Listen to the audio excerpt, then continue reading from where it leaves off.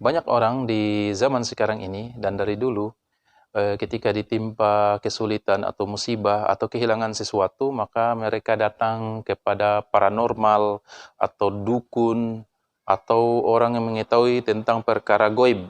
Itu, dukun, paranormal atau orang-orang mengetahui perkara gaib. Maka hal ini tidak diperbolehkan karena agama Islam melarang kita datang kepada orang pintar, dukun, paranormal, atau orang-orang yang mengetahui, diyakini atau dianggap mengetahui perkara gaib. Tidak diperbolehkan dan tidak dibenarkan. Kenapa? Karena ternyata ancamannya sangat keras. Dalam hadis kata Rasulullah SAW, "Man ata arrafan fasa'alahu an syai'in lam tuqbal lahu salatun arba'ina yauman." Barang siapa yang datang kepada tukang ramal, dukun, atau orang yang mengetahui perkara gaib, maka hukumannya tidak akan diterima solatnya 40 hari. Bayangkan, hanya datang kemudian bertanya tentang sesuatu yang gaib, maka tidak akan diterima solatnya 40 hari. Ini orang yang bertanya tidak diterima solatnya. Jadi, tetap dia melaksanakan solat, tapi 40 hari ini pahalanya nggak diterima. Jadi ini bahaya datang bertanya kepada orang mengetahui atau dianggap mengetahui perkara gaib. Yang kedua, kalau datang kemudian mempercayainya lagi, maka ini lebih parah. Dalam hadis kata Rasulullah SAW, "Man atakahinan aw arrafan fasaddaqahu bima yaqul faqad kafara bima unzila ala Muhammad." Bayangkan, dia datang kepada paranormal, dukun, orang pintar yang mengetahui perkara gaib, kemudian dia bertanya, benda saya hilang kemarin di mana? Atau mungkin jodoh saya siapa? Atau pekerjaan saya apa? Atau zodiak dan masa depan yang akan terjadi minggu depan, bulan depan, tahun depan, apa yang akan terjadi kepada diriku?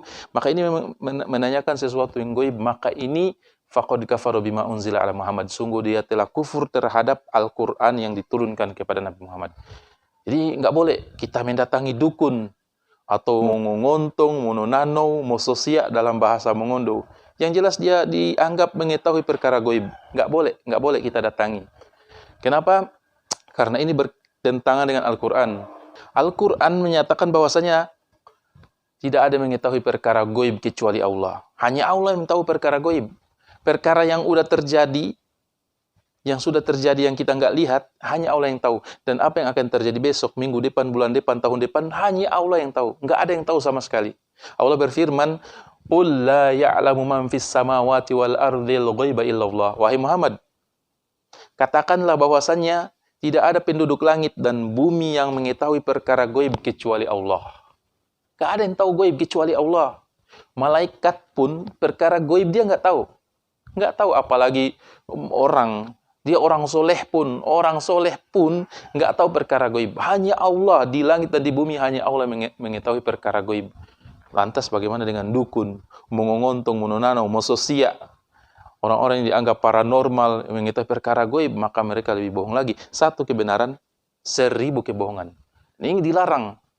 Kemudian Nabi Muhammad SAW yang paling soleh, yang paling mulia di muka bumi ini mengatakan di dalam Al-Quran disebutkan, "Walau kuntu a'lamul ghaiba lastaktartu minal khair," kata Nabi Muhammad SAW, dan dimuat dalam Al-Quran. Sekiranya Nabi Muhammad bilang, sekiranya saya mengetahui perkara gaib, apa yang belum terjadi saya ketahui, yang akan terjadi saya ketahui, pasti saya akan lastaktartu minal khair. Saya pasti akan mengerjakan perbuatan baik sebanyak-banyaknya.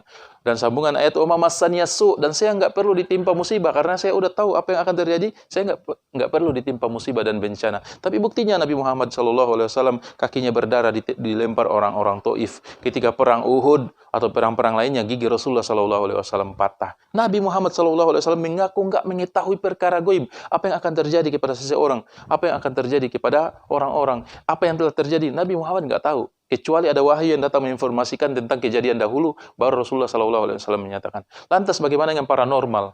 Orang-orang yang mungkin menggunakan bola kristal, orang-orang yang dianggap mengetahui perkara gaib, lebih bohong. Nggak ada yang tahu perkara gaib. Nabi aja yang paling mulia nggak tahu perkara gaib, apalagi orang-orang yang dukun yang mereka nggak sholat, puasa nggak tahu mereka puasa atau tidak.